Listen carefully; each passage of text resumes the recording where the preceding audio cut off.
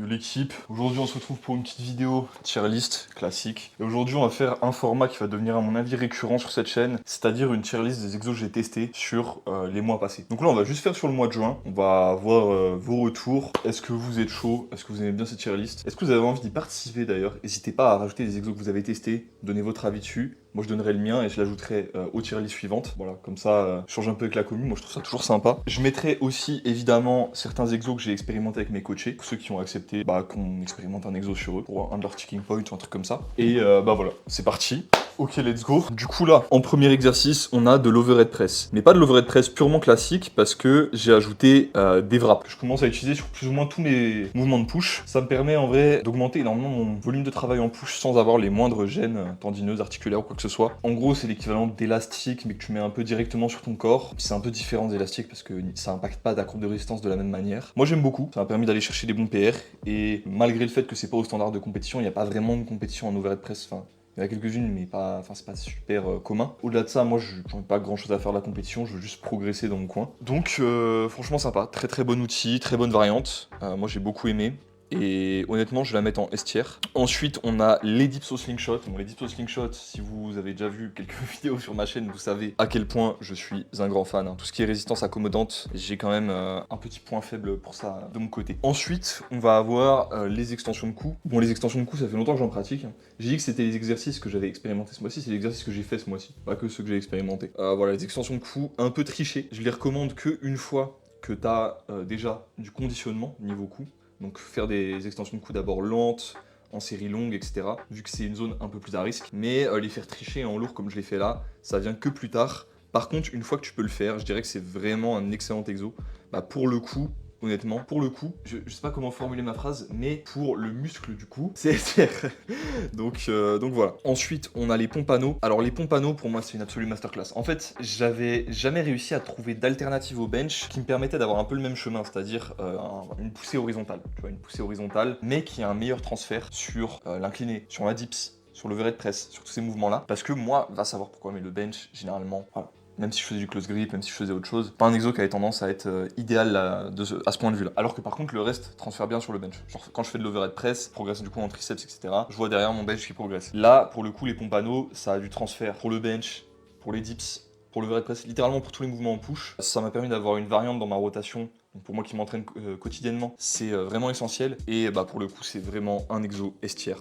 Il n'y a pas à chipoter là-dessus. Ensuite, parti sur des dead school crushers à la barre. Honnêtement, les dead school crushers à la barre, c'est absolument incroyable. Niveau potentiel de grind sur un exo triceps qui ne soit pas une machine, donc c'est un exo qui n'est pas guidé ou quoi, j'en vois vraiment aucun qui soit aussi bon que ça. Vu que tu pars d'un dead stop, tu auras un plus gros transfert sur le bench, peut-être un peu moins bon sur la dips, mais en vrai, ça n'a pas l'air de poser problème.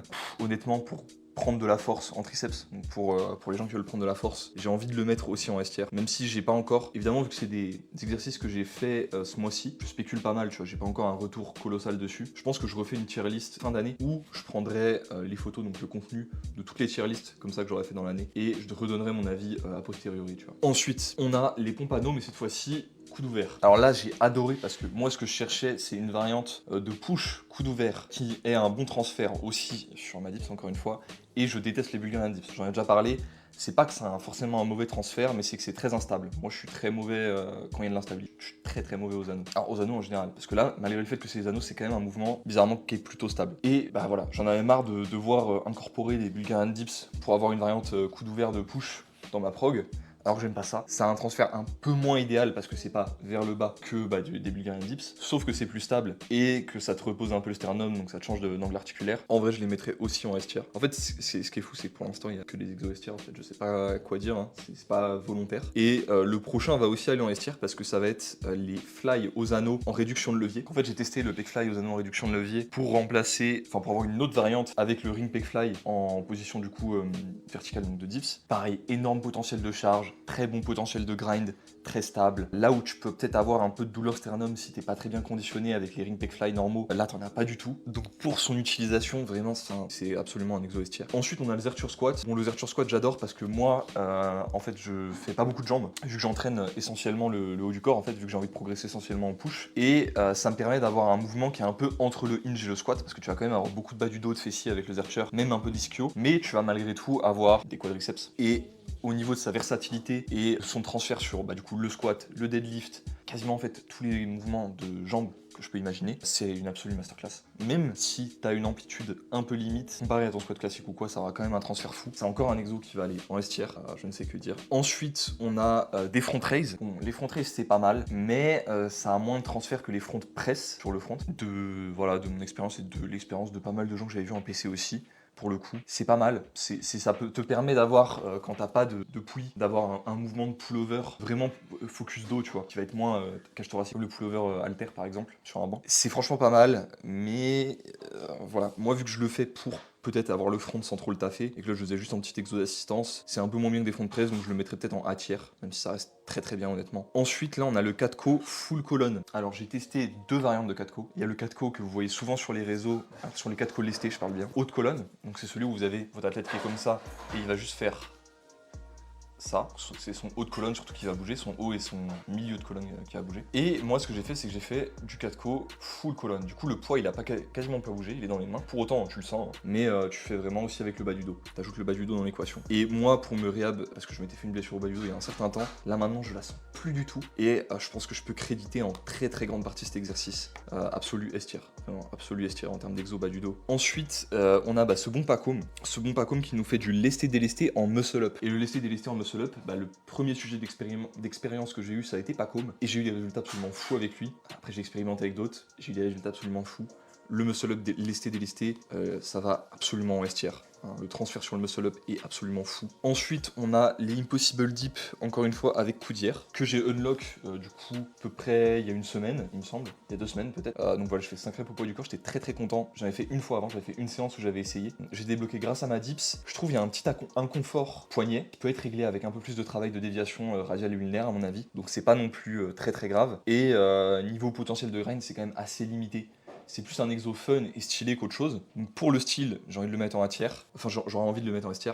Mais j'aurais envie de le mettre en B tier pour moi, pourquoi je l'utilise, c'est-à-dire pour les triceps. Après, je vais quand même en faire juste pour être chaud sur l'exo parce que c'est stylé. Mais du coup, pour triceps, plutôt B tier, voire C. Enfin, plutôt B tier quand même. Pour le style S tier, du coup, il va aller en tiers entre les deux, devant le front. Ensuite, on a des classiques dips lestés. Bon, est-ce que j'ai besoin de m'exprimer? Ça va en S tier. Alors là, ils sont en rétraction. En rétraction, ça va plutôt aller en A tier parce que je trouve que ça a un moins bon rétraction scapulaire, donc moins bonne position d'épaule. Je trouve que ça va avoir un moins bon transfert justement sur la Impossible Dip parce que tu vas avoir tendance à avoir les coudes plus éloignés de l'axe de ton corps, alors que quand tu le fais vraiment en full protra, full dépression scapulaire, tu vas rester dans l'axe de ton haut du corps, ce qui va avoir un meilleur transfert sur l'Impossible Dip, et tout simplement c'était plus fort quand tu as une bonne protraction, une bonne dépression. Du coup là, vu que c'était pas le cas, je vais la mettre en A tier au lieu d'être en S tier. Le lesté délesté en traction, j'ai pas d'expérience encore, pas d'assurance sur la qualité de l'exercice. Voilà, Paco met absolument le sujet test. J'ai vu Russia Fatarov en faire,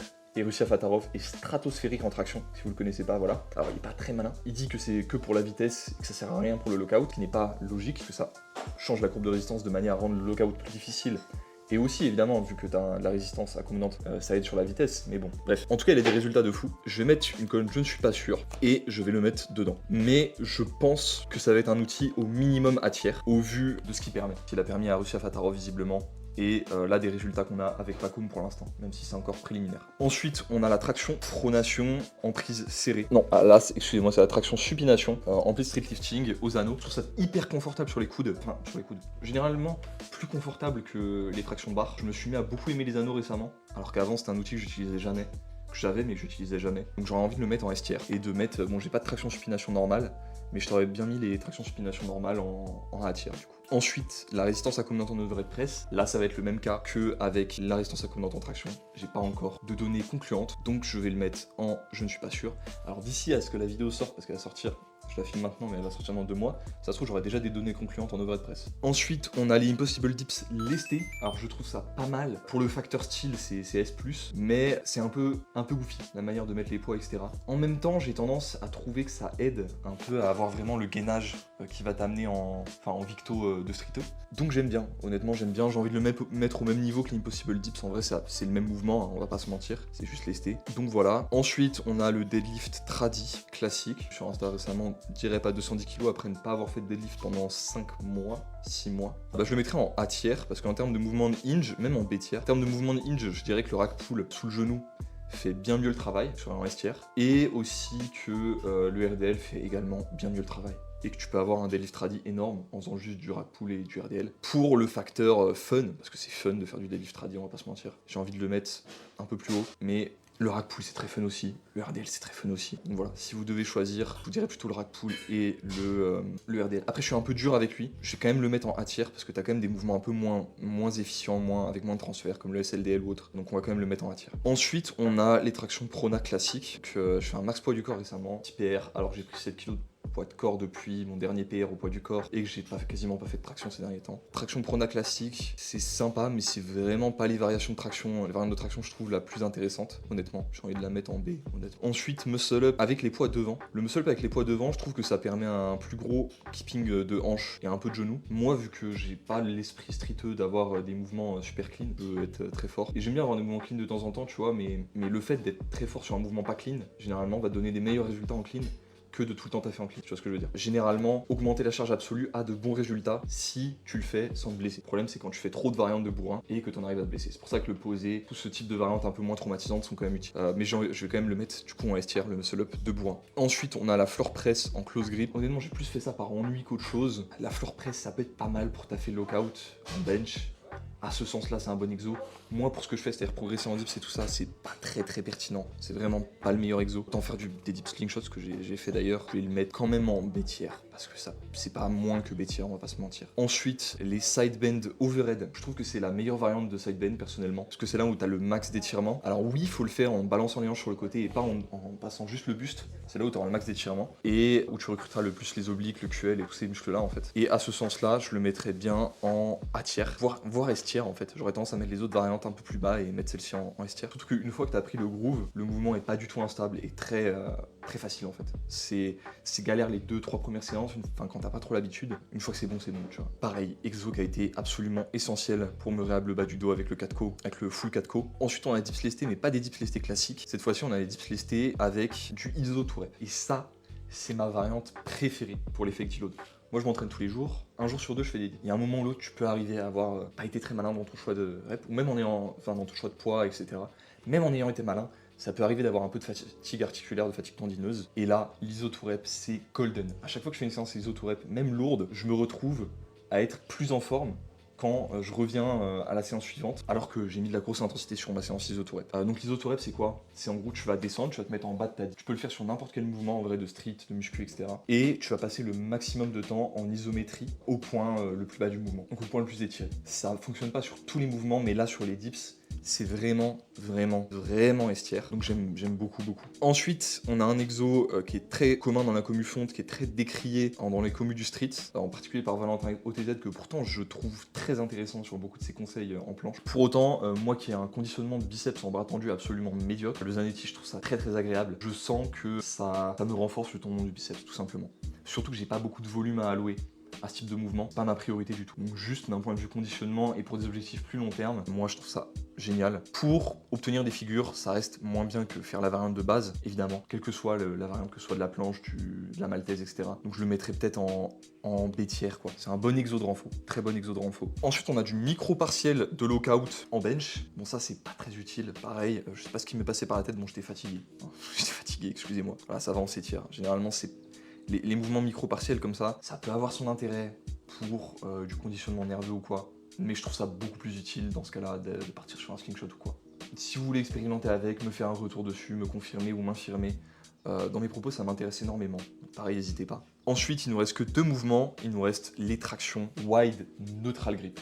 Très wide et très neutral grip. Et ça, c'est une absolue masterclass. Vraiment, je trouve qu'en termes de variante wide, c'est celle qui est la plus confortable pour tout le monde. Soit moi, mes athlètes, etc. Tout le monde qui l'a testé, ça passe très bien au niveau articulaire, etc. L'angle est bon pour tirer. Voilà. Pour avoir une variante large, tu veux devenir large, tu veux bien taffer le grand rond, taffer tout ça, va faire des tractions wide. Neutral grip si tu le peux, c'est l'idéal. On va mettre ça en S tier. Et ensuite, on a les tractions prona serrées. Et là, j'aime pas du tout.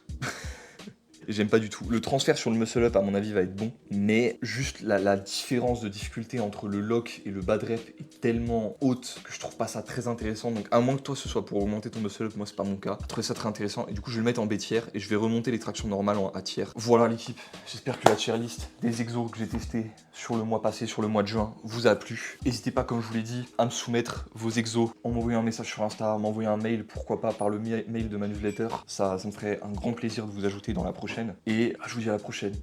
Si vous voulez faire coacher, vous avez mon lien. Si vous voulez de la value, la newsletter, comme d'habitude. Et passez une excellente journée les bros, vraiment. Je vous fais à tous des gros bisous. Intégrez les meilleures variantes dont je vous ai parlé aujourd'hui si vous voulez être fort dans les mêmes choses que moi.